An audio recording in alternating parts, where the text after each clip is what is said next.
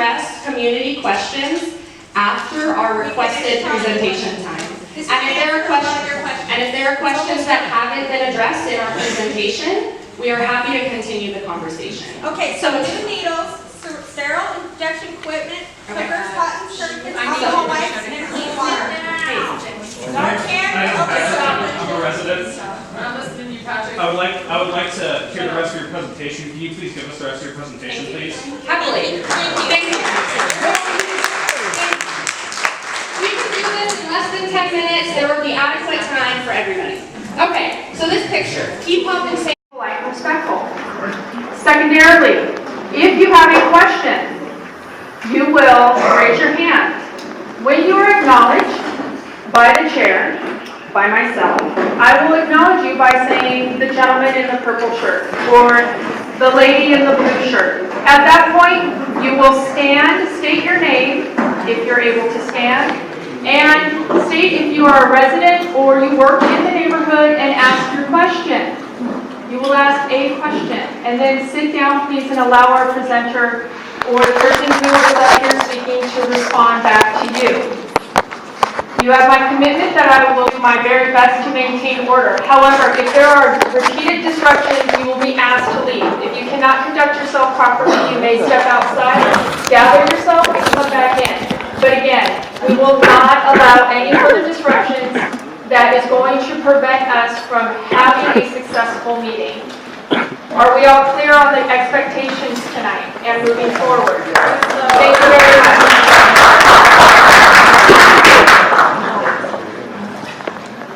Not everyone identifies as male or female. I will do my very best to... Please don't. That's enough. That's enough. Thank you. Enough.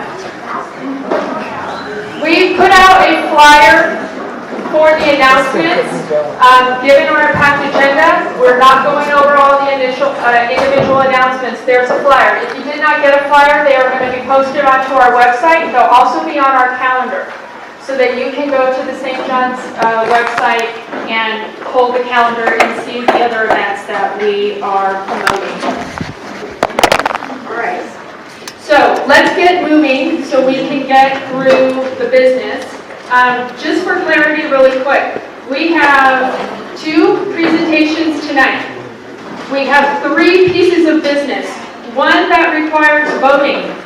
So I would like for all of us to stay on topic and on target so we can move through and have a productive meeting.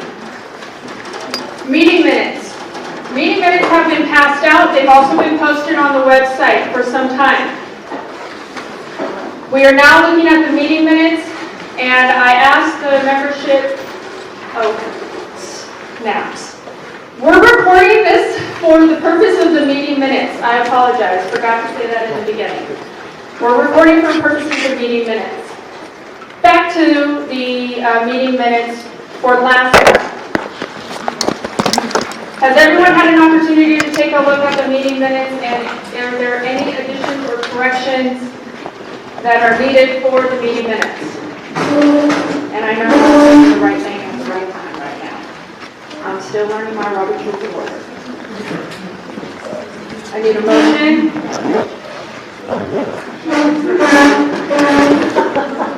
We have a motion to move to approve the meeting minutes. Meeting minutes has been seconded by Tom. State your name, sir. By Thomas Peter. Is there open for debate? Are there any additions, corrections that need to be made to the meeting minutes? Please raise your hand. No? No. All right. Voting. You have to have attended one of the last 2 meetings to vote. That includes voting on our meeting minutes. We are going on our system.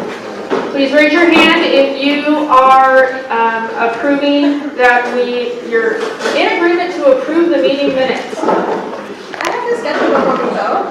It says here that you motion to adjourn. You motion to extend. I thought the chair isn't allowed to entertain motions. We're learning. We are learning. We made a mistake. We captured the mistake. We won't do that again. Any other further discussion? All those in favor of approving the meetings as is? Holy shit.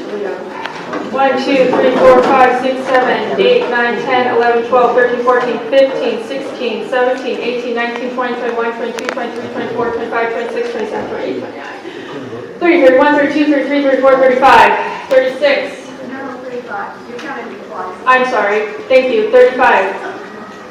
All those abstaining? 1, 2, 3, 4, 5, 6, 7. Were you here in one of the last 2 meetings? Okay. All those who abstain, raise your hand high, please. 1, 2, 3, 4, 5, 6, 7, 8, 9, 10. 10 abstain. Those who are not in agreement? Nope. Great. Minutes approved. Moving forward. Agenda.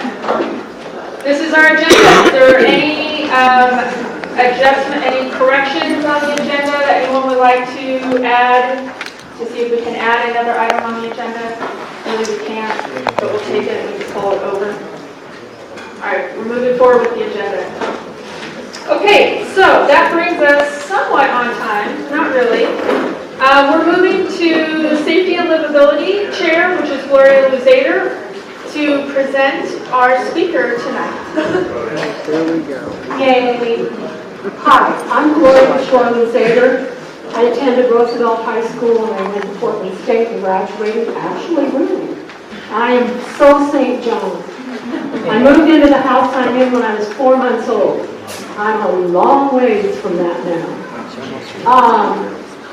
My guest for the evening, who I'm delighted to introduce, is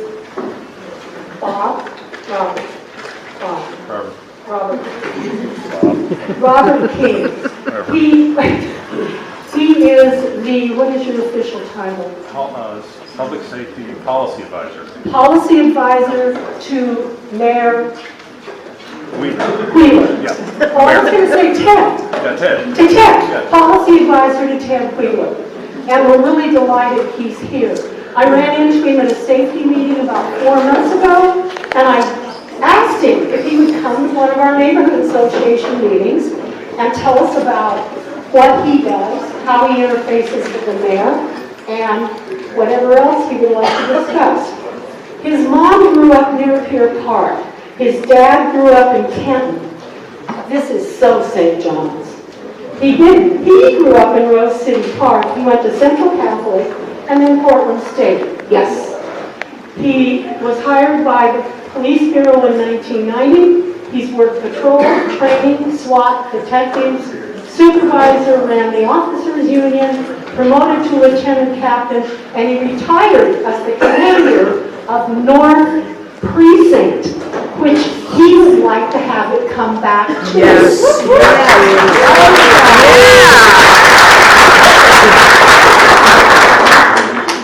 Without ado, Bob. Thank you, everybody.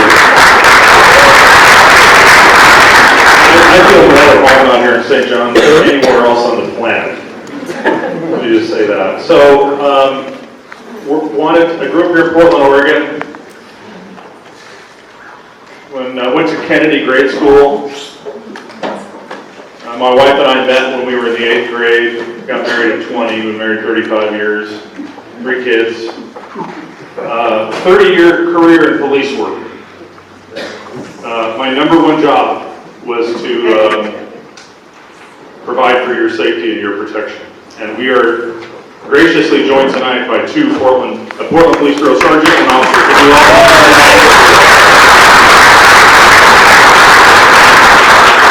After about 30 years of police work, my wife said, it'd be really nice if you came home and paid attention, to me, and we had a marriage and a life together. And I wasn't really completely ready to leave the job, but retired.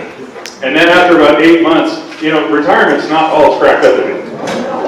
You might think, oh, this will be great. But I found the work that I did in the city extremely rewarding. you know, frankly, there's nothing more important to me than the work that we do to protect you and your family. And I know there's a lot of issues and there are a lot of concerns and there's a lot of serious things that are happening in our city that need to be addressed and dealt with. And I'm going to talk very briefly and then I'm going to ask for questions and I'm going to do my best to give answers and provide information. But I also want everybody to know that I did check in the notes and the minutes tonight. I'm going to get copies of those, go back to our office, talk to the mayor, talk to the staff, and get answers to questions. We'll continue to work with you. First of all, I'm just really appreciative and blown away by the fact that this room is completely full. You're level, give yourselves a hand. I mean, your level of attention and engagement, I can appreciate that.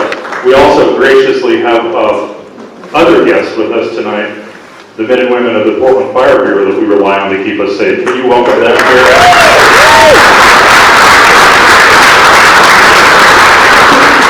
So I've been in the mayor's office now about 10 months, and the job is advising the mayor on all things that have a nexus to public safety and public health. And so that has to do with livability, it has to do with homelessness, or it has to do with crime. I came back to this job because I believe in the Portland Police Bureau and the work that it does in our community. I care about them, supported them my entire career, and I want to be an advocate for them and the work that they're doing. It can be a very tough job. It can be a very demanding job. A lot of criticism out there about police in our country, but they show up. You call 911, they're going to show up at your home and they're going to help you and your family. I have confidence in them. I trust them. I believe in them. Now, I know that not everybody necessarily has had great relationships with police through the years. I understand that. But I came back because I want to be an advocate for the work that they're doing in your neighborhoods. And then number two, I want to find ways to be an advocate for you in your neighborhoods. So you have I don't know if you call it or not, you have a friend now in the mayor's office. And, did somebody clap? My email, I signed in, so I want everybody here, if you want to put out my email, and then also my cell phone number. My cell phone is 503-823-8056, 823-8056. That's my cell phone number. So I want all of you to be able to email me and call me if you need help. Try not to call me at 3 o'clock in the morning. Mostly people have avoided doing that, but I want you to know that I'm accessible to you and want to figure out what we can do to work with you and support what's going on in the neighborhood. So with that was a brief introduction. I just would like to know from you, what are the issues that are on the table? I don't know if there's questions that are already ready to be asked, or if people want to make comment, but I'd like to just, however, Marissa, you'd like to do that. So we have allowed this to be open Q&A. If you have a question for Mr. King, you can stand and ask your question and raise your hand. But we wanted to allow for an open dialogue with the residents directly into Mayor Wheeler's office with Mr. King. If there are no questions to be had, we're more than happy to direct the conversation as the board. But again, we wanted to open this up to the members.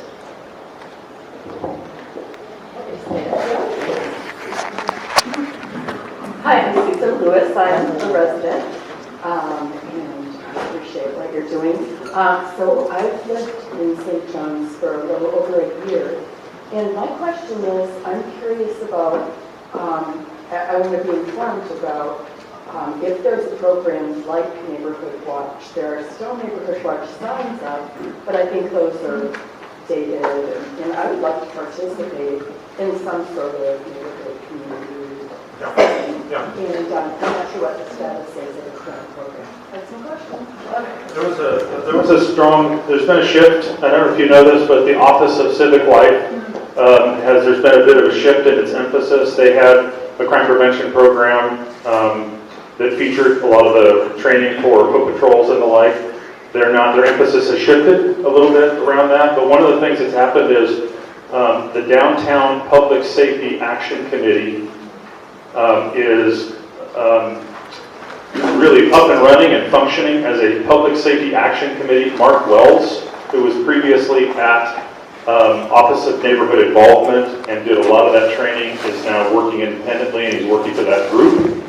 And so if you'd like more information, I'm going to be in a meeting with Mark tomorrow and I can loop back information with the board about crime prevention and public outreach. I know tomorrow's topic, the agenda for the meeting is going to be crime prevention and the partnership between community, police, and other entities within the city.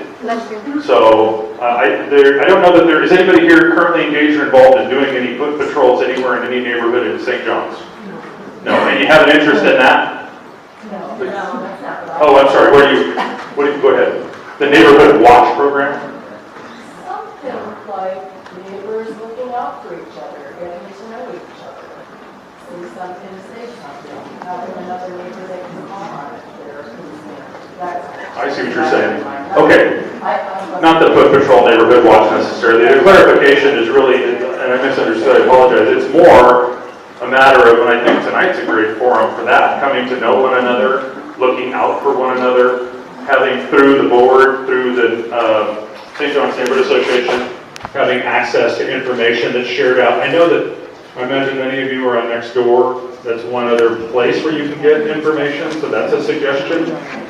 But I'm happy to continue to, again, when I leave here, I'd like to come back to I don't know when your next meeting is going to be, but I'd like to come back. It'd be nice if we started a conversation, there were things that you wanted to know about, we can do research, get the answers, and I can come back to the next meeting in addition to helping fill in the board on any information that you all need.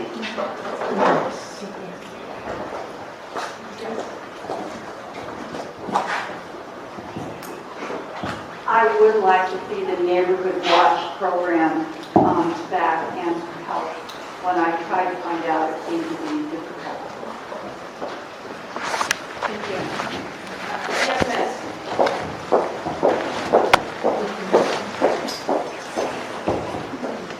I just want to say thanks for being here. Both my partner and I are members of the neighborhood emergency team in St. John's, and so we're pretty familiar with what escalates to a 911 call versus a non-emergency call versus a 211 call.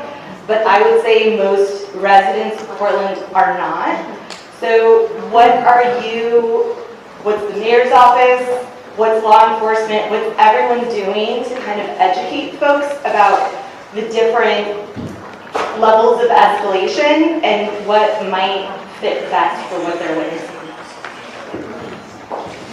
I'll ask my friends in the police bureau to help a little bit with this, but 911 is for emergencies that are occurring now.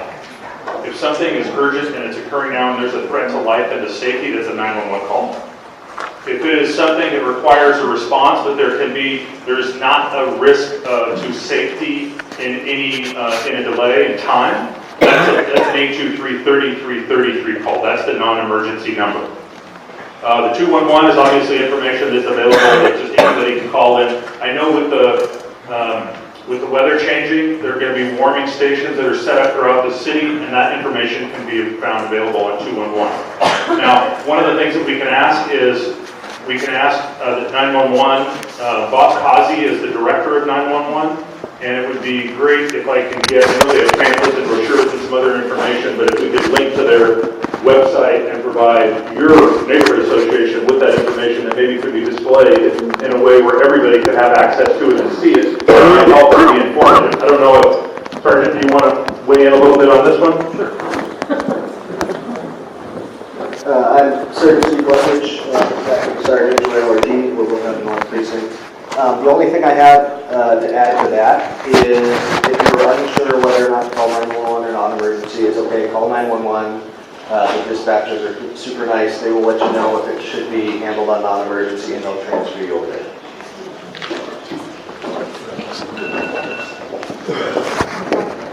Thank you. As the board, Mr. King, I have a question for you. Okay. And this actually will segue into our next presentation, and I apologize for running out of time. But what has drawn our crowd out here tonight is we are having a discussion, a presentation with Portland People's Outreach Program.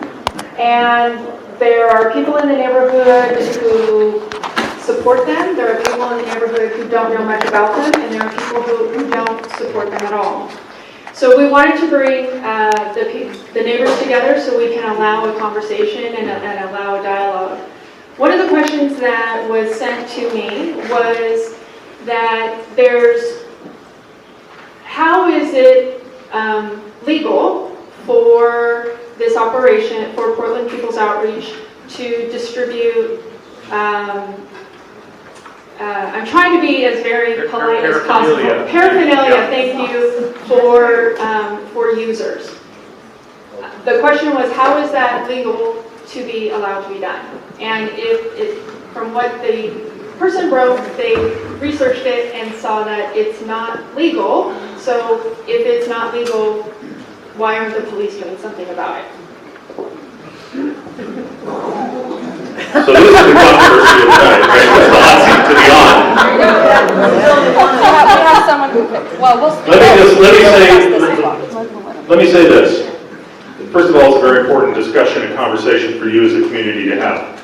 Because obviously it's raised concerns for you, I'm assuming, by your attendance here tonight, about the livability in your neighborhood.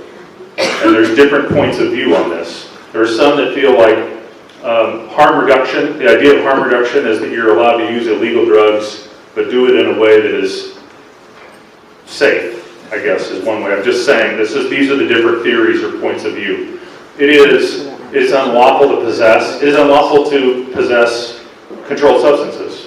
Marijuana is legal, obviously. Heroin and methamphetamine is illegal. The possession of it, the sale of it, and the use of it. The county has a needle exchange program. Obviously, that puts a lot of needles in the hands of users. That plays a role in helping avoid higher rates or levels of spreading disease, whether it's hepatitis or potentially, right? I mean, isn't that one of the advantages and the benefits of a needle exchange program? So there's benefits to that. But there's different points of view on whether or not the use of heroin or methamphetamine is healthy or a good idea. And obviously, that's going to be a conversation that's going to play out in the room, and that's your conversation to have as a community. Where crimes occur and where there's probable cause, police can make arrests. But this is a problem that's been enduring here in the neighborhood. So I guess what I would offer is to continue to be North Precinct recently has a new commander, Brian Ostenkopf, the neighborhood response team. Do many of you, have you interacted with or do you know neighborhood response team members? They do a lot of the neighborhood and livability related issues that have a nexus to, it's not necessarily traditional policing where they're responding immediately to 911 calls, but that they're working more proactively with all of you as neighbors in the community. So that is a resource that's available to you. So as the conversation plays out and the different points of view come up tonight, I want to be able to be a resource in support of the St. John's basically the neighborhood, for taking actions that you believe are important to increase public safety in your neighborhood. So I want to just offer that as knowing that this conversation is going to play out. There are strongly held opinions about the issue that I'm going to continue. I'm going to be present and listen and hear tonight, take this information back, and then be willing to come back and bring other city and county resources into the discussion if you all as an entity believe that would be helpful. Thank you, I appreciate it. Unfortunately, I'm not going to be able to take your question for Mr. King because we do. yeah. Okay. Yes, sir. Hi, my name is Mike Gilbert, and I work in St. John's. And just to correct, you're referring to ORS 2017 version. Last year, I believe you're referring to the paraphernalia law that is No, I was just asking. 475.525 with respect to distribution of what you refer to as illegal materials. I was asking a question that I received in email. This Same is thing not that my- I did, yeah. Then allow me to correct the misinformation that was repeated. So last year, HB 2247 was passed by the House and Senate, signed by Governor Brown. It's currently in effect and exempts all materials distributed through student services programs from that statute, which is a paraphernalia law. So by default, any material distributed by a student services program anywhere in the state, this includes county programs, this includes the contracted providers, through human services organizations, is exempt from that. So the question itself with respect to the distribution of illegal materials in the form of paraphernalia is moot.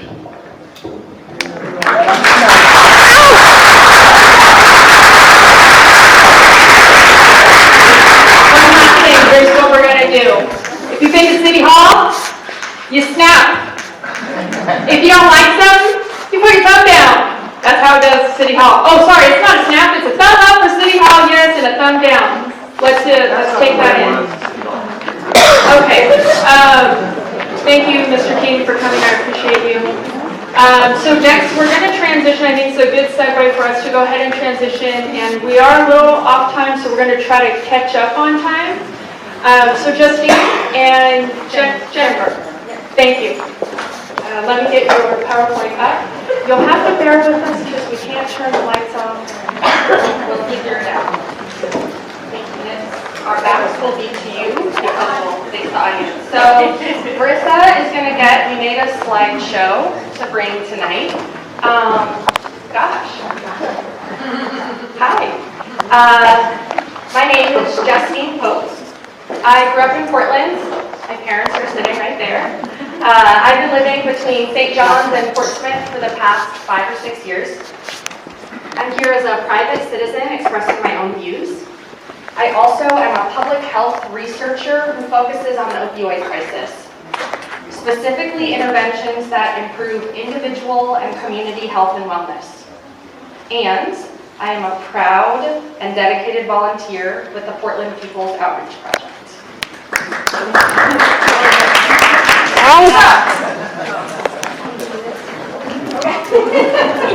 Might stop for some IT support. Yeah. Hi, I'm Jennifer Phillips. I'm a volunteer at the Portland People's Outreach Project and a very recent former drug user. And I'm just a citizen of Portland. I'm here with people, all of them. Even if you don't like me, I still love you.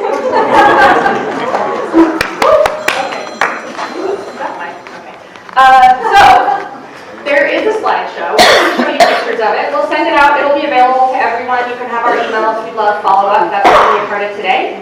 Oh, here it is. Oh, wait. It was there and it wasn't there. Okay.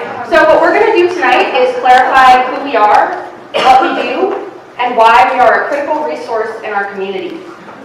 PPOP appreciates the opportunity to offer this audience information about our work, our approach, and our impact. Next slide. Can I control the slides? Sure. How do I do that? Over here with your little button. I'll ask you. Thanks, Marissa.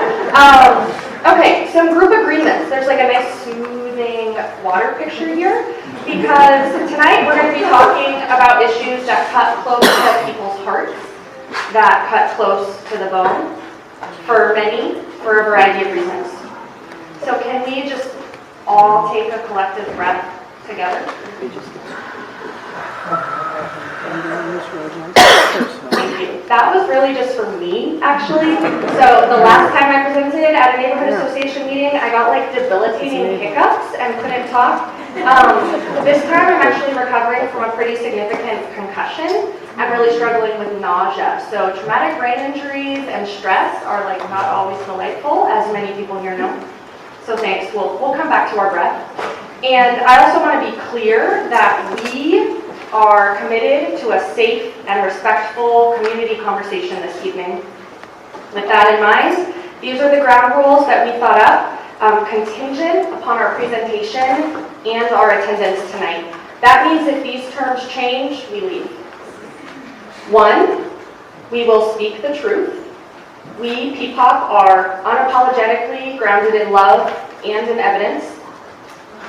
2, we will listen to understand and hope that all of you can commit the same.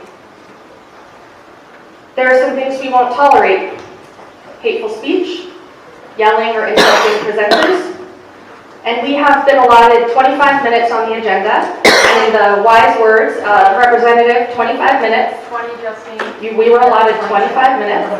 Oh, my apologies, sorry. Yep.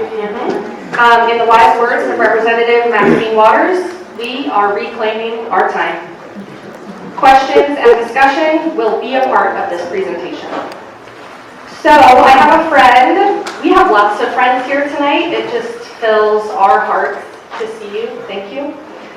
We're going to post some white papers around the room. And for folks who don't have the time or are comfortable speaking up or emailing self-selected questions, leave them for us. Leave your questions, leave your comments, leave your concerns. Give contact info so that we can answer them for you. Yes, we'll give you our direct information. Given that this is a pretty brief amount of time to have a really complex and challenging conversation, we'd also be delighted to collect names or contact information of people who would like to continue this discussion at a different time in a different venue. Given the St. John Neighborhood Association's persistent legal threats towards community service providers, towards the church, towards the city, given that the St. John's Neighborhood Association has continued to spread misinformation and factual inaccuracies about P-POP on our work, and given that board members have personally attacked P-POP, we just don't feel that they are a safe, effective, or trustworthy organization to helm such a conversation. So, we would be happy to continue a conversation on more equal terms. Thanks. Next slide. Okay. What are we going to discuss together this evening? This is the structure. We're going to go over harm reduction. We're going to go over who the Portland People's Outreach Project is and how we operate. We're going to talk about what we do and what we don't do. We're going to address the evidence behind harm reduction and syringe service programs. We're going to talk about our impact. I know that's something that a lot of folks are interested to see. And then we'll have time for questions and discussion. Does that sound reasonable? Okay. Thank you.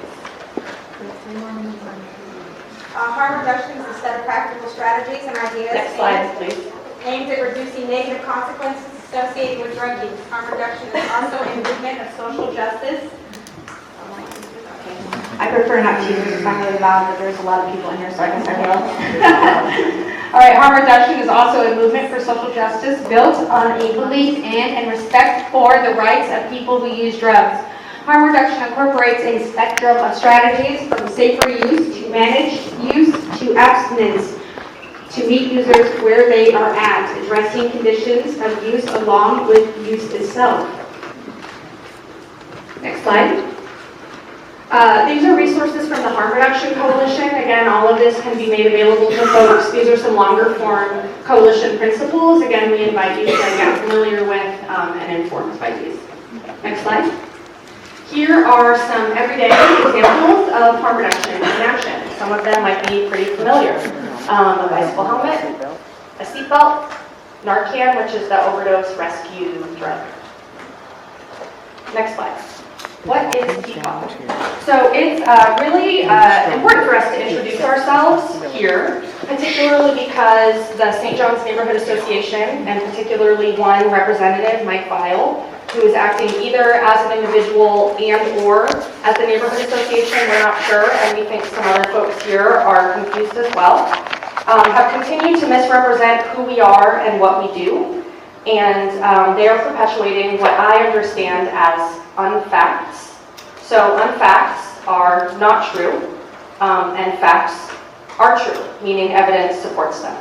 So especially given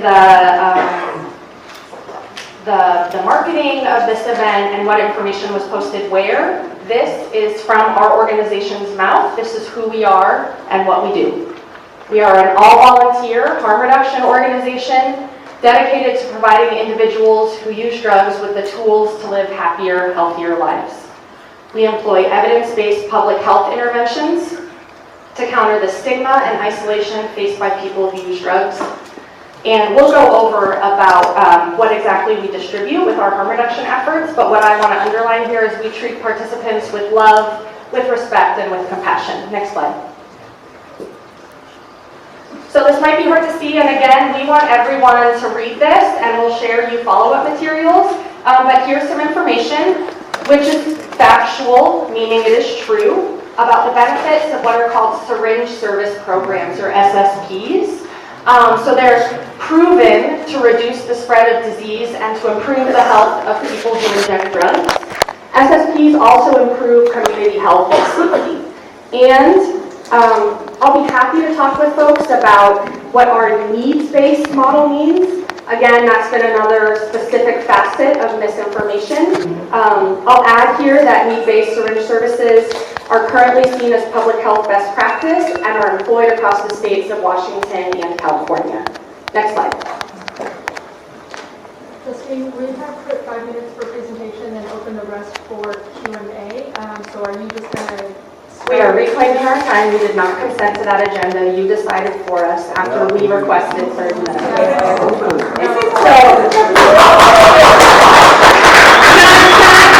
Permission of the community to continue with our presentation?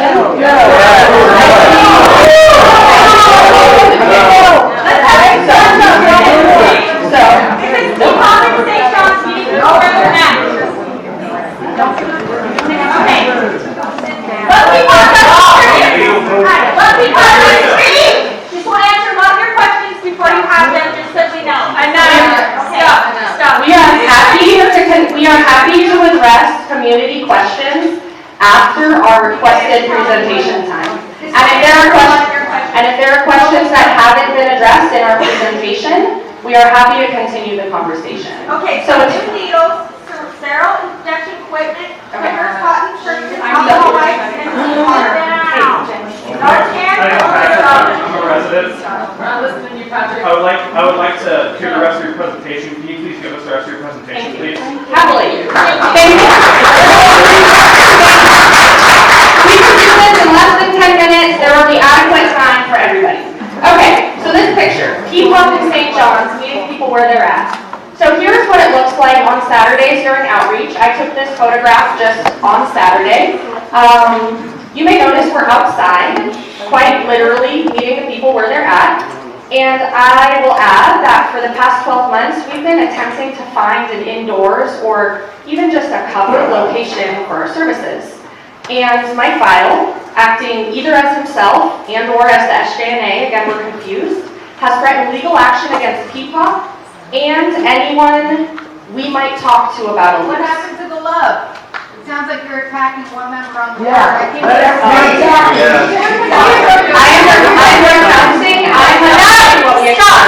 I will shut this down and we will end the meeting. You have 5 minutes on the agenda to speak. You have 20 minutes to do Q&A. That is what's on the agenda. Now, we can take those other 25 and you can keep talking and we will not give any additional Q&A to the members. Marissa, they're in the middle of answering my question, please. They are. Just a Thank you. moment. So with that feedback from the community, I'm going to carry on.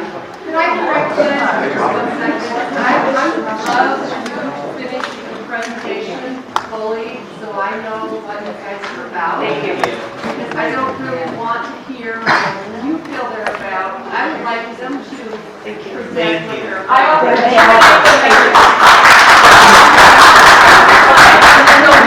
The presentation will answer the questions. Okay, so it sounds like we're gonna carry on. We can do this in about another 5 more minutes. This debating, thank you for your perspective. I understand not everyone is in agreement right now, and we're gonna continue with the presentation that we prepared. Next slide, please. So what does PPOP distribute? That has been another point that folks are curious about. So this is a photograph and a list of what we distribute on Saturdays in St. John's.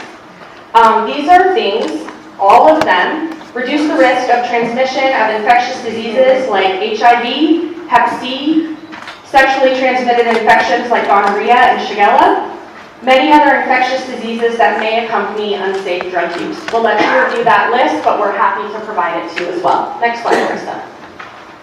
I'm so glad, and Mike, our friend Mike, talked about it, but that someone asked about the legality of syringe service, the items that we distribute. And Governor Brown last year, when she also declared the opioid crisis a public health crisis, passed House Bill 2257. And I invite all of you to be familiar with it. We are. We've selected the text here, which defines syringe service programs and is also speaks specifically to the items provided by a syringe program as being exempt from drug paraphernalia. Next slide. Okay. Here's the thing. I got a little lost. Gosh, there's even more that we do though. There is more that we do than just providing syringe services and just providing syringe exchange. And there's the list that Jenny and I put together. We offer harm reduction and naloxone training, as well as overdose education to community members and organizations. We provide love and support to individuals who wish to stop using drugs, as well as individuals who wish to continue using drugs. We distribute donations of food and clothing, and we support participants in finding housing, seeking medical care, and/or substance use disorder treatment. Next slide. We also do dispose of syringes properly and take in syringes in every single, For the ones we Right now, because we've also heard questions about syringe collection. So this is PPOP by the numbers. First of all, we operate 3 days a week. We operate on days of the week where there are no other syringe services available in the city of Portland. And we reach parts of the city that are currently unreached by other syringe service providers. So Fridays, we've got a crew of folks who go out on bike. Saturdays, we set up here in St. John's. And on Sundays, we have folks who go walking on foot and deliver healthcare supplies to people who need them. So this might be hard to read. I looked back at our most recent year of numbers. So 2018, we have all of the numbers. And we collect data because we're grounded in evidence and public health interventions. We distributed 941,000 clean syringes in 2018. That's how many clean syringes we gave to people. We collected and disposed of safely over 1.1 million syringes. Thank you. So that means that in 2018, that means that in 2018, PPOP collected and returned 188,000 more syringes than we distributed. And, I'm a public health researcher too, that was my training. So I do things called social math, where I'm like, that's a big number, how do we make sense of that? So I just divided it up, right? We operate 9 hours a week, which is 52 weeks a year, 468 hours a year. I divided I divided 1.1 million by 468 hours. So to put it another way, for every hour that PPOP operates, we are open 1 hour, we collect and dispose of over 2,400 used needles. 1 hour of service, collect and dispose of 2,400 needles. We are coming to the end here. We're going to briefly address naloxone, which is the overdose reversal drug that's recommended by the Surgeon General. Everyone in the country carry it. We distribute it directly to the hands of people who are most likely to witness and respond to an overdose. And over the since 2016, we've been tracking our data. And again, this is hard to see, but PPOP is that kind of marigold bar at the top. And in 2018, we distributed over 1,100 doses of naloxone. And so far this year, 2019, although we might have a little more accounting to do, we dispensed over 1,100 doses as well. Next slide. Thanks, Marissa. So we got some time. I want to share the microphone with my partner, Jenny, and we can go where we need to go until they tell us we can't go anymore. you have 6 minutes. Hi, so my name's Connie. I have 4 generations, my children of St. John's. This is all new. My question, So other people are so my question is, I hear that you're giving out a lot of paraphernalia, but what are you actually doing other than enabling them to keep doing the drugs, giving them the needles? What services do you have in place for any of them to take them and say, let's get clean? I don't hear any of that, but I hear, here's a needle, here's a tourniquet, here's a mirror. What services does PPOP offer any of them doing drugs to get clean, not just take a new needle? We offer love and support to everybody, whether they want to use or not use. Love and support. I myself have been able to get off of methamphetamine because of the support and love that I've experienced with PPOP and volunteering with them. And I've been That's great. PPOP is a direct result that gives me alive today 2 or 3 times that I can recall off the top of my head of Narcan saving his life. And he has been opiate free for 6 months now. That's what it is. What services are there for people? Support, and we also Besides connect what? people to anything they want. This is a fair question. What services do we offer? Yeah, I'll speak to it. So harm reduction is grounded strongly in the philosophy that we meet the person where they've decided they want to be. And when our participants express a desire to seek medical care in the form of primary care, in the form of wound care, in the form of substance use disorder treatment, we will accompany them to the best of our ability. So we do. I see a friend Eric, so I'm gonna invite him to speak. My name is Eric Hansen. I've been here in St. John's for about 25 years. I got on heroin by way of painkillers when I got hurt at work. Probably in a 20-year period, I spent 10 years on heroin. I want to apologize for all the people who gave me cans that I used the money for dealing with my pain. But anyway, I went to P-Pop because I needed some clean syringes when they first started.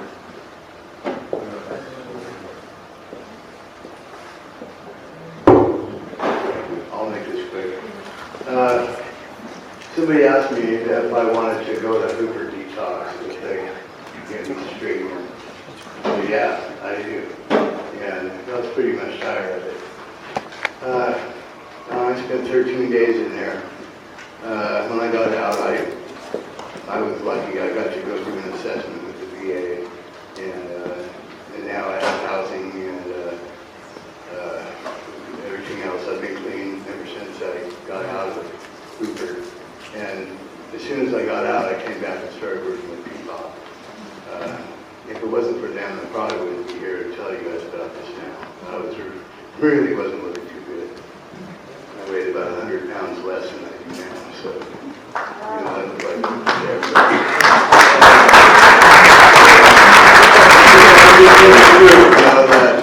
that P-Pop really does a lot of good. I'm proud of it. Work with them.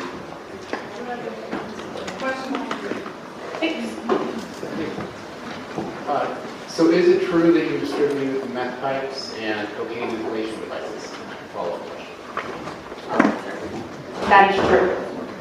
So how does that reduce harm in the neighborhood for myself and my children? Great question. As someone who studies, again, infectious disease transmission, there are riskier and there are less risky ways of using substances. So injecting a substance is actually considered one of the riskiest ways due to abscesses, skin infections. I'm answering your question. And I'm answering your question. So smoking or snorting drugs are less risky than injecting drugs. Therefore, we provide, given our legal right to do so and the public health evidence that allows us to do so, the equipment that folks know they need to keep themselves safer if they're going to be using drugs. Next question. You did not answer that question. She did. She just answered the question.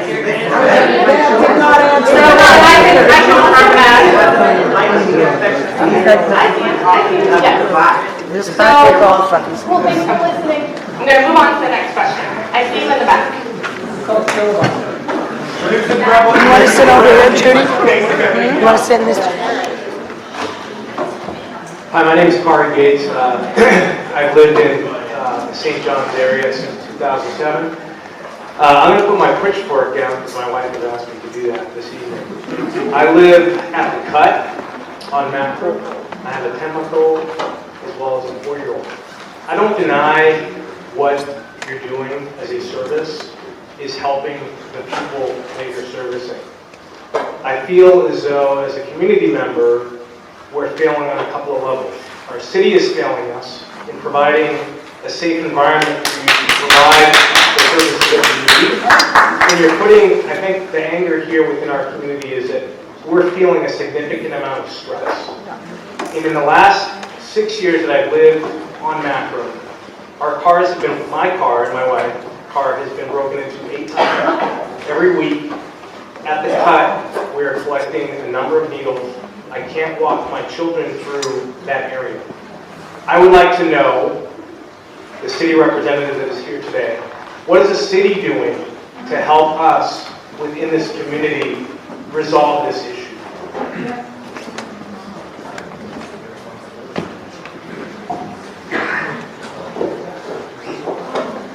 That is a fantastic. Mr. King.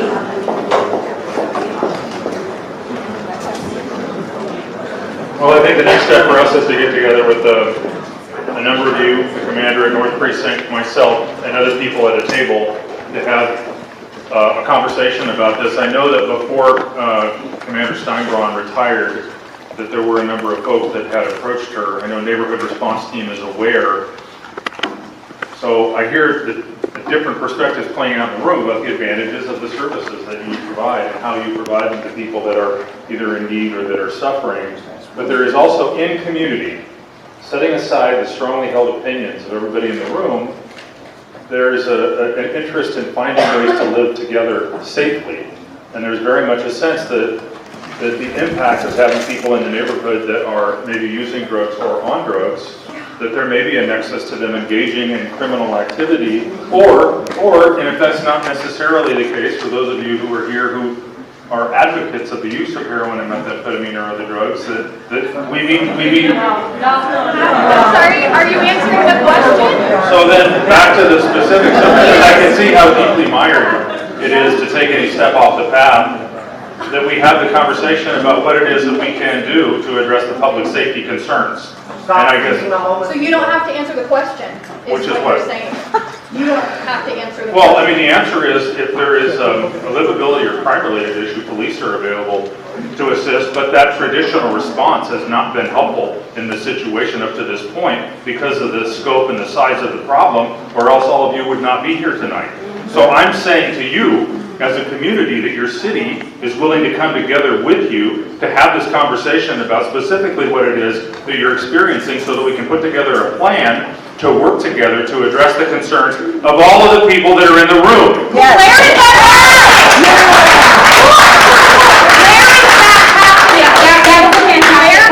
It's happening here tonight. I would like to say that I've introduced myself. I've been to public safety meetings with Mr. King before, and I've introduced ourselves and our organization and given him my contact information and told him that we would like to work with him and meet with him so that we can figure out better and safer ways to coexist with people in the neighborhoods, because there was problems in other neighborhoods as well. And we would really like the city to help us do these things in a manner that it's more conducive to everybody living in the same neighborhoods without being so hateful to each other. So I agree. I would like to know what the city's willing to do so that we can get on doing it. Thank you. And with that, we're going to have to end. Unfortunately, I'm sorry, ma'am, because we are at time for this presentation. I want to thank you, Mr. King, for coming out. I want to thank Justine and Jen. Thank you for coming out from P-POP. I want to thank you both.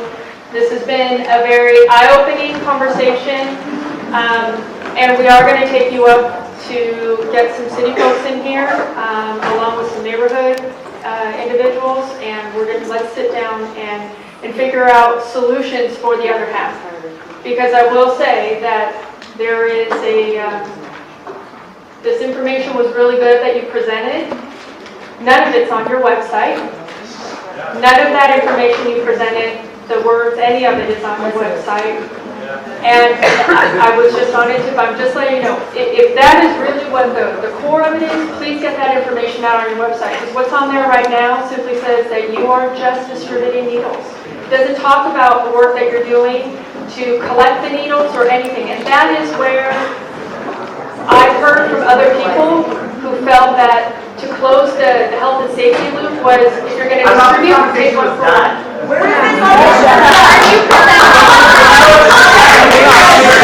Thank you very much. I appreciate it.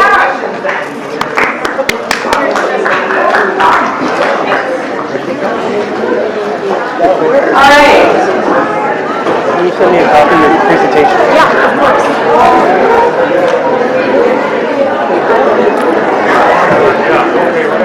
Bye. Is that it?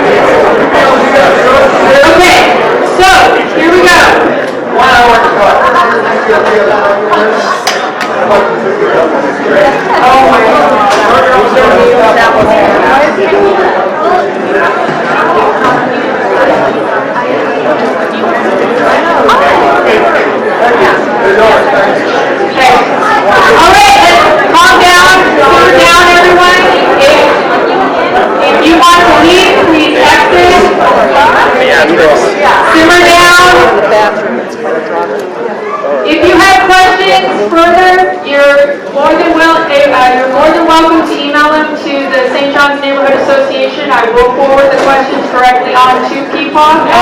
We'll take questions directly. Thank you. I'll send out my contact information. Best to work with us directly. Thank you.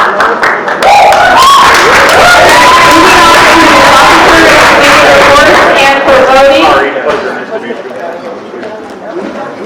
And first up, we have Bernadine Lee for Treasury. Bernadine?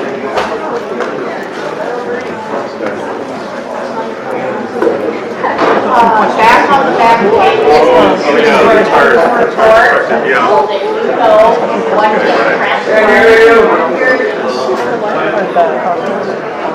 Further up.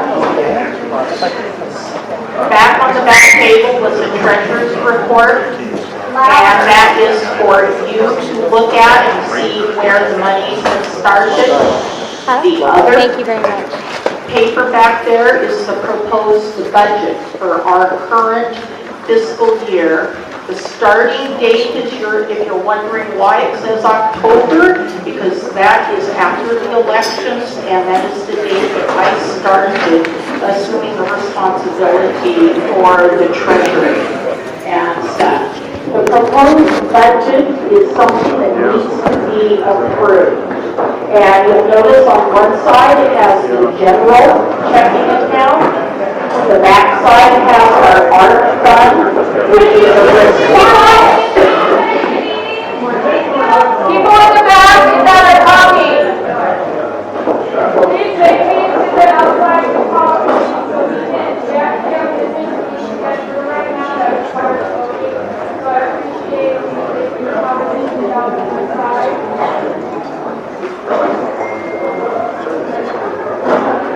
Go ahead, Barbie. Okay, on the back side, like I said, is the art fund.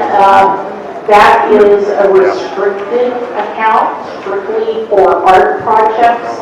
And what is left is what was left from the monies that the Neighborhood Association received last year that went for doing the mural on the side of Grocery Outlet. And then the last account is the bottle drop account. And this is what we acquired this current fiscal year from the previous board. And that is a fundraising possibility for us. Are there any questions? Yes, sir? So, on the proposed budget, the items that are listed for income, are those anticipated income or? Anticipated incomes. That's what we're hoping we get. We'd like to get more, so we can do more. I have a follow-up question.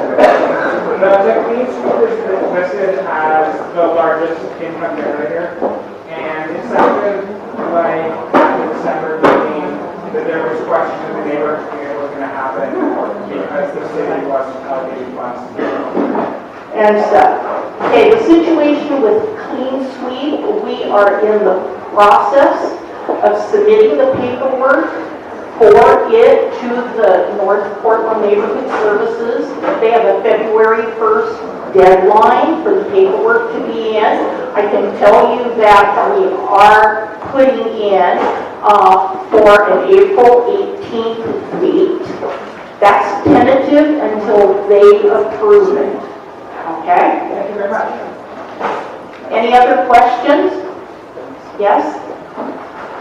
I would really like, maybe you have it now, but you have the prior year financial statements. It's really hard to make a judgment on what this says when you don't know what has happened in the past.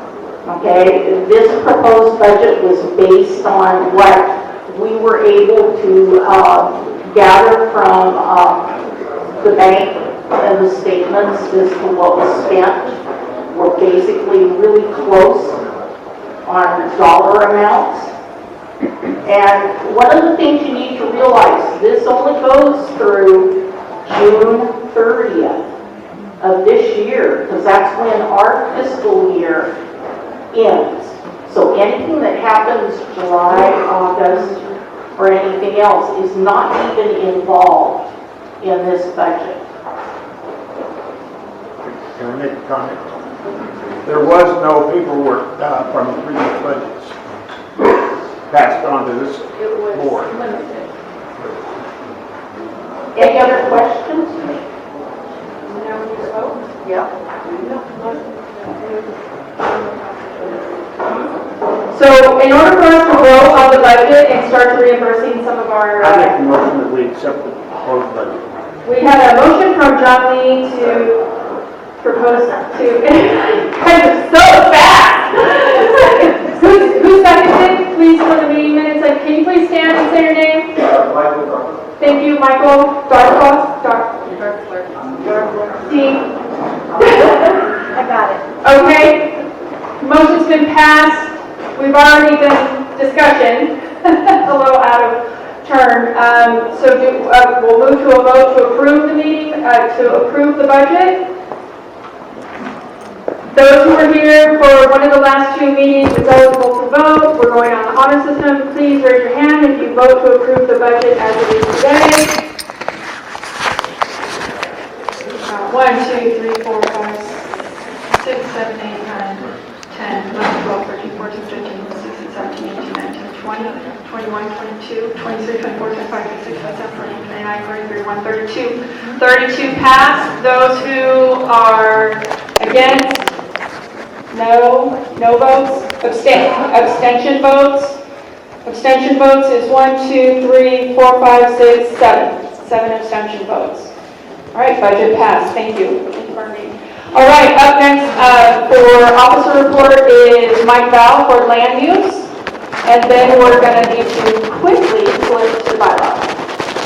It's only going to be about a minute. The only land use issue that I want to bring before the meeting, I recently reviewed an application for a building permit, actually design review permit, for a structure at the corner of Ivanhoe and Charleston, to the Jamaica House. The owner of the property is looking to redevelop it into an apartment complex. I know, I use Jamaica House all the time. I did stop by and talk to the Simba, the proprietor there, about what his feelings on the matter were. He didn't think the process was all that far along. I let him know that the neighborhood association is here to help if he was interested in having our help. And I expect to stay in contact with him, and I may ask him for some assistance if it comes to that.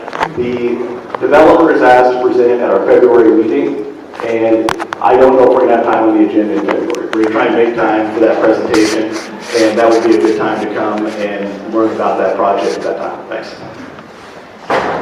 Thank you, Mike.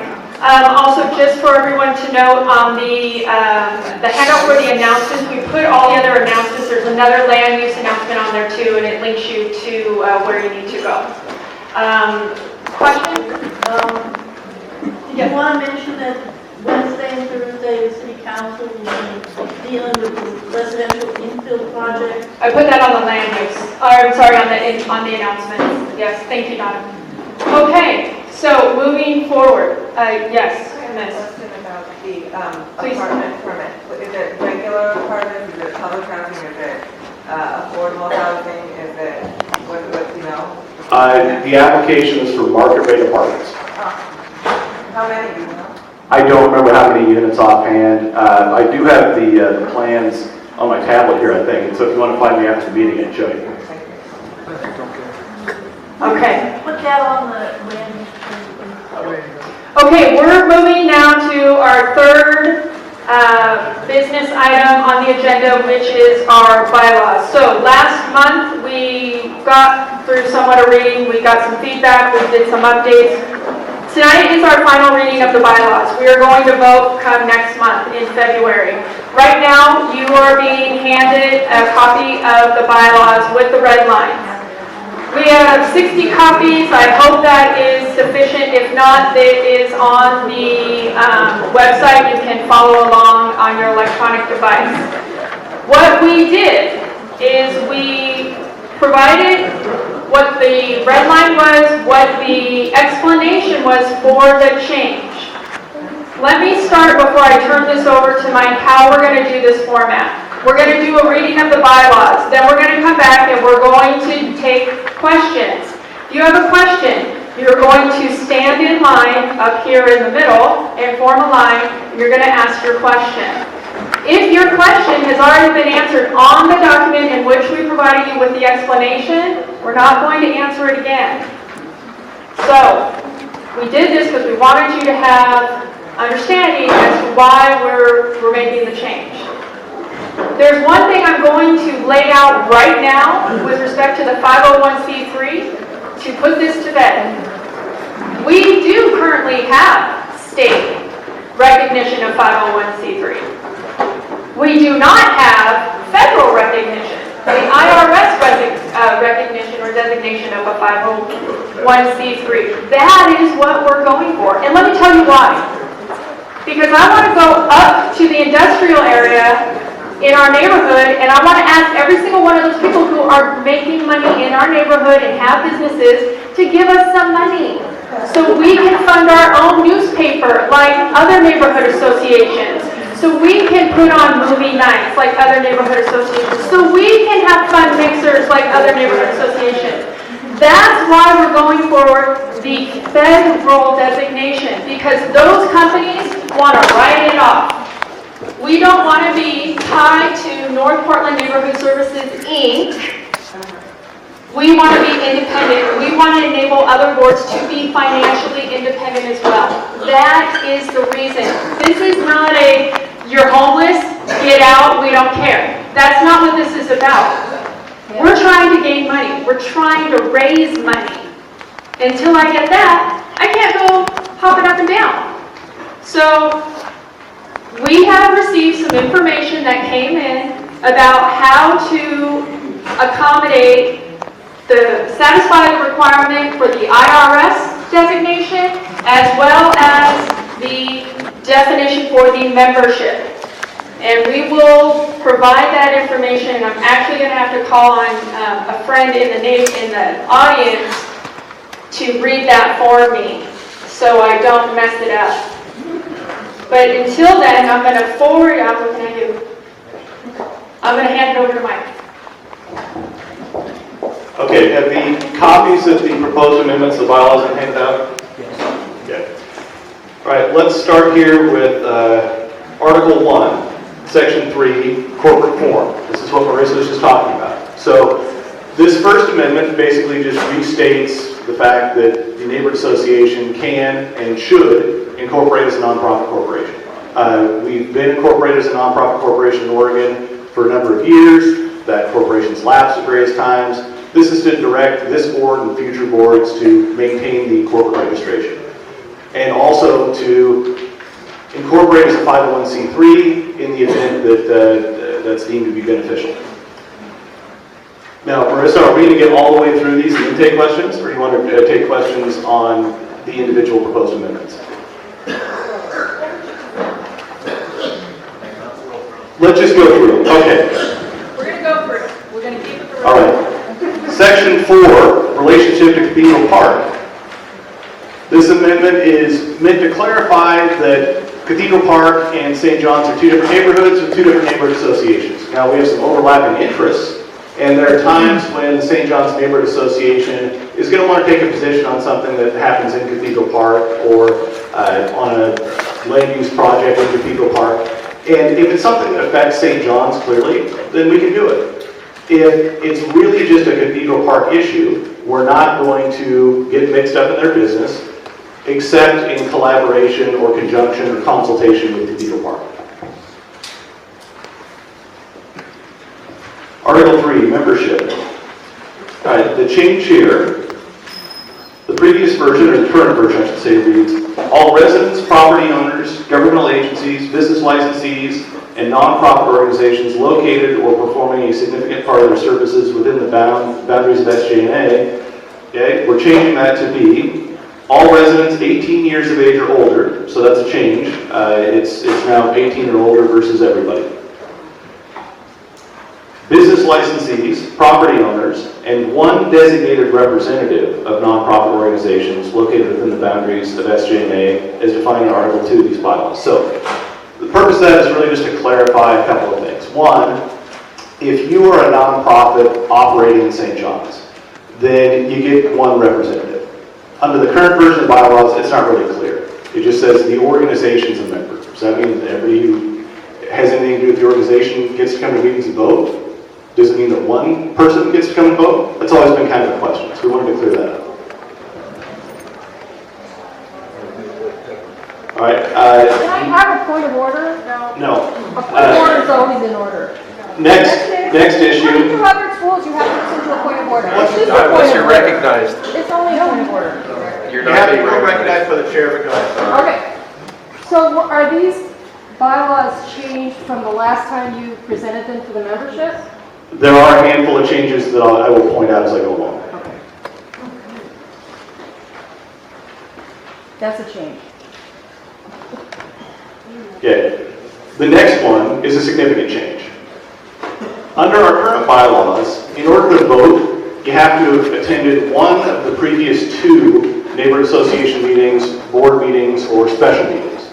We want to change that in order to make it a bit more inclusive. We understand that people have time commitments, you have child care, you have work. You might not be able to make it to one of the 2 previous meetings, but if you're willing to come to a meeting during a calendar year, then we'll record that and you'll be eligible to vote. So instead of having to come to one of the 2 previous meetings, as long as you come to a meeting within the preceding 12 months, you'll be eligible to vote. The idea there is to expand the number of people that have the right to vote at neighborhood association meetings.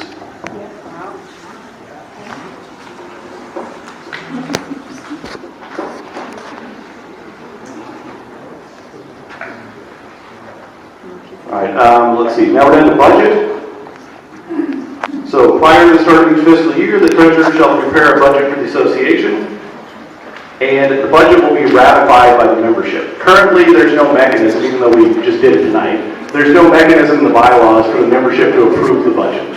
So the board will come up with the budget, present it to the membership, and the membership can vote to reject the budget if you wanted to reject the budget. Right now, again, no process for doing that.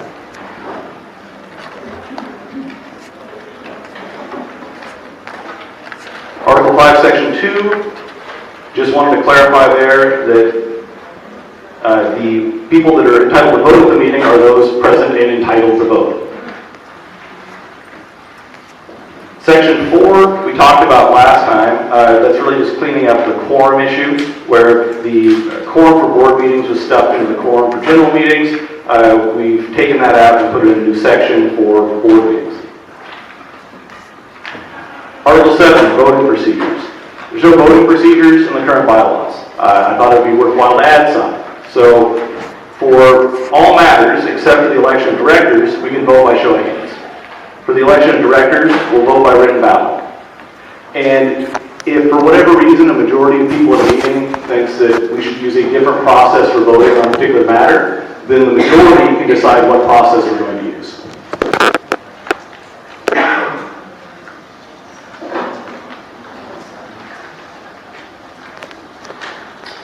Article 6, Board of Directors. Again, just a clarification of the number of directors, 15, and the 7-member executive committee. Section 4, elections. No change here, but again, this is just to clarify how and when directors are elected. The current bylaws not really clear on that point. It just says that directors are elected at the October meeting. This clarifies the process for nominating those directors and voting on the directors.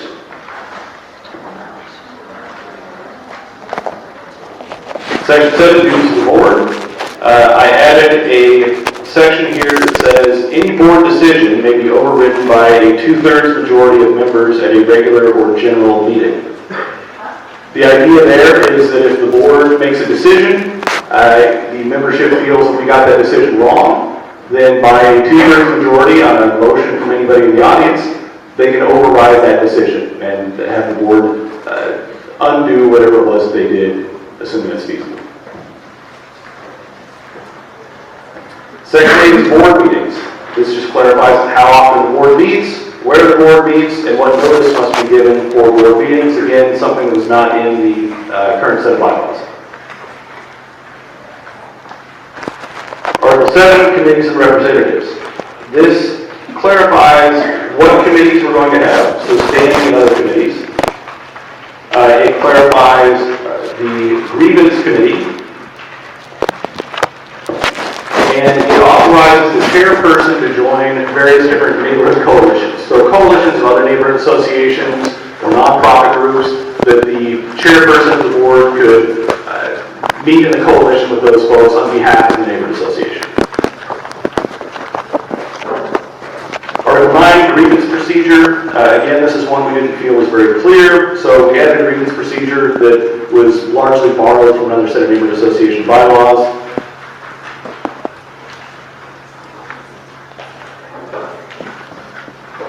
Article 11, public meeting, public records requirement.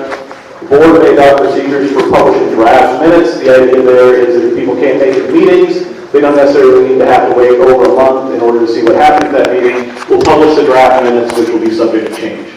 So, a point of clarification that I know has come up. The membership changes here, or the clarification of who is an active member, does not in any way prejudice the rights of anybody who does not have a physical address. Somebody pointed out to me today a change in the law that I was unaware of. So, under the current version of the Oregon Nonprofit Corporations Act, nonprofit corporations, like us, have to keep a members list with names and addresses. Apparently that law was just changed. It's not, it hasn't been published yet, but it's been passed by the Oregon legislature and signed by the governor. Changed the term address to contact information. I would suggest that we do the same when we amend the bylaws. So people have to provide contact information. So if you don't have a physical address, you can provide an email address or some other manner of contact, phone number, whatever manner by which you can be contacted. So that would be the one change that I would make from the current set. All right, questions? Line on up and let's get going. And I'm loud, I'm going to hand the microphone over. Questions? Come on, stand up. My name is Patrick, I'm a resident, and I know you mentioned that you were trying to go for the federal recognition of the nonprofit. I'm just curious why then you cited an Oregon code for the nonprofit here, if it's the federal one that we're concerned about getting. So you have to have one. I don't even like I said, everybody hear me fine? Okay, yeah. You have to have one in order to have the other. So we have to be an Oregon nonprofit corporation in order to get the federal 501c3 designation. So Oregon requires that we maintain this membership list. That's one of the things we have to do to be a valid Oregon nonprofit corporation. So once we get that squared away, we can then apply for the 501c3 status. So the federal regulation is essentially being compliant with your state's regulation? That's one of them, yes. Yeah. Next question? Next question? Come on up. Oh, you gotta ask it, come on. Okay. First, for the grievance committee, what is the rationale between having a standing grievance committee with one board member and two general members? Because it seems like over the course of the year, depending on the grievance, either the board member or the general members on that grievance committee could be involved and have a conflict of interest.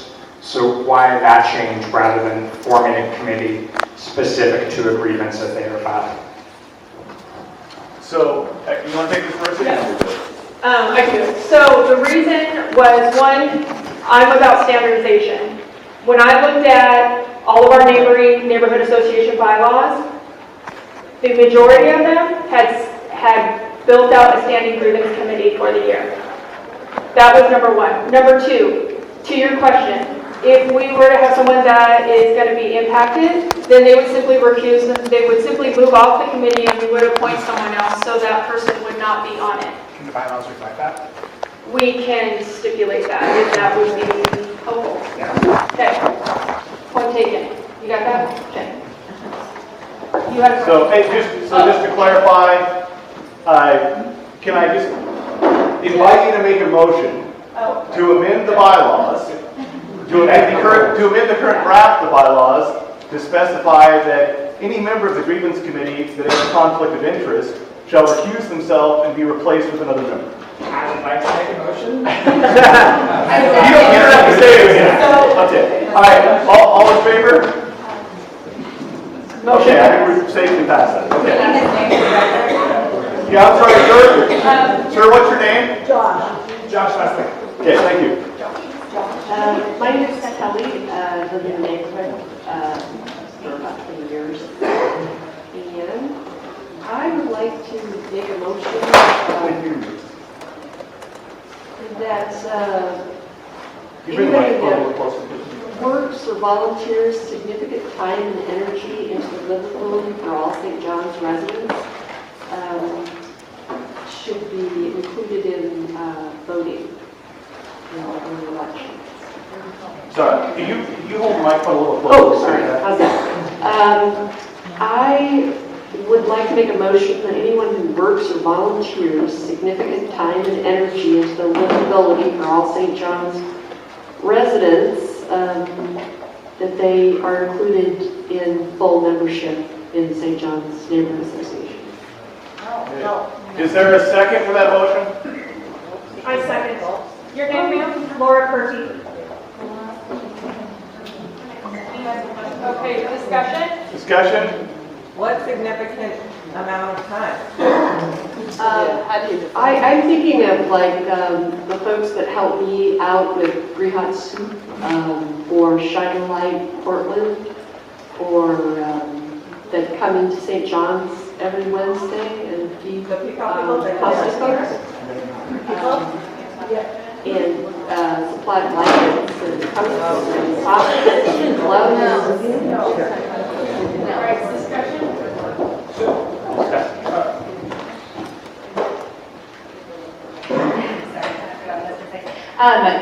But wasn't the, on your new bylaws, was that if they come to at least one meeting, so would they be included if they're coming to one meeting anyway? No, so I think her motion was essentially to include anybody, whether they're a resident of the neighborhood or not, as being eligible for membership in the neighborhood association. Is that correct? So it wouldn't matter whether somebody was a resident of the neighborhood or not. Yeah, so what I was saying, Mike, is that if somebody comes into the neighborhood and is regularly providing services, their volunteer services such as soup, blankets, sleeping bags, help with housing, referrals, medical workers, doctors, whatnot, that come into our community and help make our community members more safe and make the area more livable, that they should be able to be included in the St. John's Neighborhood Association so that they could vote on things that happen in the neighborhood. Okay, I think we understand. Well, sir? Just for discussion, I would say most of the conversation we've had with past board members, who is eligible to work in St. John's has always been simplified to live or work in the neighborhood. And that is a pretty commonly held understanding of who membership is available to. So I think that proposal speaks towards getting it closer to a commonly held understanding of membership of the neighborhood association. Okay. All right, so the proposal on the table is to have all people who come in, whether you live or volunteer within the neighborhood, that you have a right to vote in the neighborhood association. That is the motion on the table. All those in favor? Oh, sorry. We already did a second. All those in favor? Fred? Just say volunteer regularly or something that so you can't volunteer once and then. But her statement said volunteer. I said my statement was, said a significant, volunteering. Okay. To whatever. All of those in favor, raise your hand. 1, 2, 3, 4, 5, 6, 7, 8, 9, 10, 11, 12, 13, 14. All those opposed? Opposed has it 1, 2, 3, 4, 5, 6, 7, 8, 9, 10, 11, 12, 13, 14, 15, 16, 17, 18, 19, 20, 21, 22, 23, 24, 25, 26, 27, 28, 29, 30, 31, 32, 33, 34, 35, 36, 37, 38, 39, 40. 40 against. Okay, next question? Abstentions? 0. Okay. Questions? I just had a quick clarifying thing. I appreciate you acknowledging the new measure that did go in effect January 1st that allows people to use an email as an address, but I also just wanted to highlight some stuff that we got from the Oregon Attorney General's office around this membership thing. They let us know it's purely optional to decide to be a membership organization and required to have these, purely optional. And she also, and this is the communications director for AG Rosenblum, she also did distinguish that membership lists are predominantly only used in this context to be shared with other members. So that would be other neighbors who are also St. John's Neighborhood Association members. They are not required to be submitted to either the state or the IRS. The only addresses that the IRS requires are from the directors, and you're welcome to have a copy of this letter that states all of that as well as the new provisions. We have 2 more questions. We're going to try to get through the line, so please make it quick. We're going to have to cut questions in order to hit meeting. I'm a resident. I'm just trying to get a feel for how this organization works. So my first question is about the membership. I just want to get a feel for, is this an inclusive group or not? The nonprofit organizations located within the boundaries of SJNA, does that mean like a physical property? Like, no, okay, that answers that. Secondly, on the top of that page when it says take a position with regard to matters exclusively affecting, it's section for a relationship to Cathedral Park. So take a position, what's an example of taking a position? So, this organization did you ever hear a question, what's an example of taking a position on a matter exclusively affecting Cathedral Park? So, the neighborhood association does take positions on things from time to time. A lot of times it's in the land use context. And so, if we were going to take a position on a land use decision, for example, in Cathedral Park, we would have to kind of evaluate to what extent that land use decision affected the St. John's neighborhood as well as Cathedral Park. So if it was something affecting the bridge, for example, that's kind of a no-brainer. That affects us all. If it was a cleanup on one of the industrial properties down along the river, that might not. And so we would have to make a determination on a case-by-case basis in terms of what is a position that would exclusively affect Cathedral Park or would affect both neighborhoods. Hi, John Cohen. So just a clarification on the voting, Article 3, Section 2. I just want to clarify. If we say that somebody can just only has to have come once during the year to the meeting, is it clear in here that that doesn't mean you come to that meeting and vote? That it has to have been a prior meeting that you came to, not the meeting in which you were voting? You can't just show up once and, oh, I'm here so I can vote. Yeah, so Donna, that's a good point, and the language probably isn't clear enough. It says all members who have attended one general, special, or board meeting in a calendar year. Yeah, I think we probably ought to clean that up. So I would entertain a motion to amend the draft to make it clear that you had attended a previous meeting in the previous 12 months. Change the word where we have attended a prior meeting in the past. So motion, Carol Santiago, resident. Okay? Seconded. Any discussion? Previous 12 months. Right. Yes. Yes. Okay. All in favor?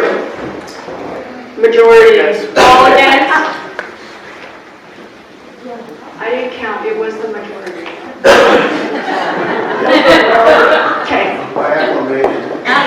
That was an overwhelming majority. This is simply language when you're talking about a grievance committee and someone who might have a conflict of interest. I think your language, rather than recuse themselves, should be that person shall be removed. If someone has a conflict of interest, they're not necessarily going to be inclined to recuse themselves. Fair point. You want to make that a motion? Yes. Make it a motion. I make a motion. I move that if anyone on the grievance committee has a conflict of interest with an issue that comes before that committee, they shall be removed from the committee for that particular issue. Yeah, I'll second. My name is Chris Stubblefield. Thank you. Okay. All in favor? All in favor? Okay, what's the term, Joe? Acclamation, majority, yes. All opposed? I have to ask that question. No opposed. Any abstentions? No. One abstention. So I guess, I guess this is a clarification as well. I thought, because when I come here, you asked me whether I live and work, which I do both. I've lived and worked here for many, many years. That I had a right both as a person living here and as a person who works here. But what I'm hearing now is that I would have to own a business here in order to be a member of the neighborhood association. Even if I work a 40-hour week here, I would spend my money here and things like that. I mean, again, I go, so don't yell at me. But if I always thought that you asked specifically, yes or no, do you live here, yes or no, do you work here, that also made me a member if I just, or if a person just moved here. So hang on to the microphone in case you want to make a motion. That's okay. You keep it. So the current bylaws don't grant membership rights to people that work in St. John's but don't live in St. John's. Neither do the amended bylaws grant rights to somebody that works in St. John's but doesn't live in St. John's. I know the past practice might have been different, but that's not actually what the bylaws said. So if somebody wants to make a motion to amend the draft to include those who work part-time, full-time, whatever, in St. John's, then you can make that motion. But neither the current bylaws nor the draft grant membership to people who just work in St. John's but don't live here. I have to think about that. Okay. But I do think if the language stays like this, stop asking people whether they work here or not. Makes sense. Okay. Okay, this is our Okay, last. really quick motion, in Article 6, Section 7, and Article 9, Section 4, you refer to regular or special general meetings, and I would just like to make a motion to change that language to general or special meetings, which is the meeting types reflected in the rest of the bylaws. Okay, I'll second that. Mike seconds. All in favor? Proclamation. Acclamation. I'm still learning. Okay, those opposed? No. Abstentions? No. Okay, we have one last. Let's get this kindly. Hi, Cheryl Santiago, I'm a resident. First, I'd like to thank all the board members for everything that you're doing. It's not an easy job to be on mostly the attack and the victim end of the yelling. So thank you. Real quick, just we're allowing Cathedral Park to be part of our association. Is there something reciprocal where we also have a voice on theirs? No. I would like us to have maybe our board members, I'd like to move that our board members reach out to them and get something reciprocal before we give them a vote on ours. Is there a second? Second. Second, your name, sir? Doug. Doug seconded. All in favor? 1, 2, 3, 4, 5, 6, 7, 8, 9, 10, 11, 12, 13, 14, 15, 16, 17, 18, 19, 20, 21, 22. All opposed? I have one no. Any abstentions? 2, 3, 4, 5, 6, 7, 8 abstentions. Can I make a motion? And after this vote, I make a motion on that. Okay. Cut off. This is what's going to happen. I know. Yeah, sure. Go ahead. Please. No, I think regarding Cathedral Park, it should be discussed a little bit better. I feel like the current board doesn't exactly know the whole history. I don't think we've really exhausted some of the conflicts, why we have it set up the way we have it set up. To just make it kind of a blind motion, and it's a fair question, but we should discuss why it is.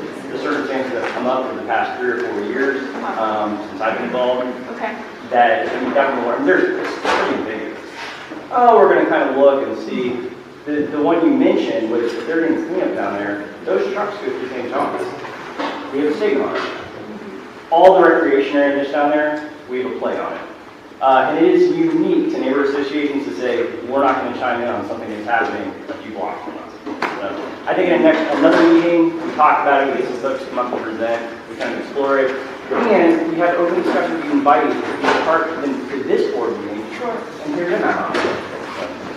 Time.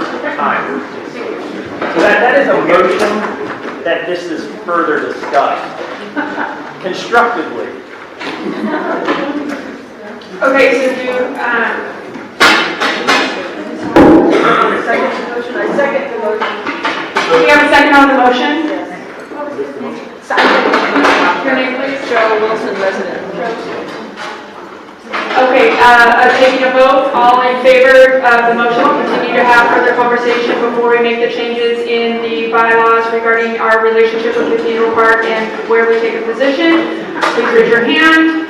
1, 2, so all in favor of that motion, 1, 2, 3, 4, 5, 6, 7, 8, 9, 10, 11, 12, 13, 14, 15, 16, 17, 18, 19, 20, 21, 22, 23.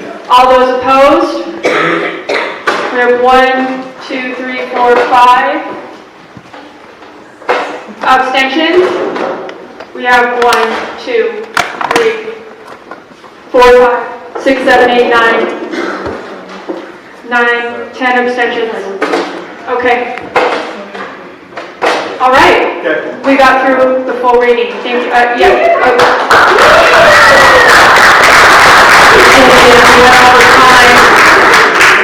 Okay, really quick, before I adjourn this meeting, Lisa, say it loud. We've been talking about the bylaws for a while. I'd like to make a motion to table the relationship with Cathedral Park, but not adopt everything else, but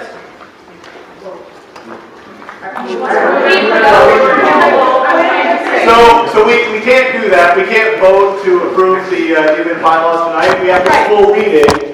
So next meeting. next meeting. I vote to not read this again. Oh! Yeah, I was going to say, based on this last vote here, I think we have to strike the Cathedral Park language, make the other, change the draft that people voted on here tonight, and then publish the set to be voted on. We can publish the set in advance notice to the membership in order to vote come next month. Don't. Yes. Point of clarification, don't do changes after we read at an actual meeting, because the revised bylaws, we voted on several changes. Those changes need to be posted, read, and then voted on the subsequent meeting. So we can make the changes and we can post them and make them available to everyone without in advance notice, without having to do another reading, and we can move to vote. As long as we provide all those changes in advance to the membership.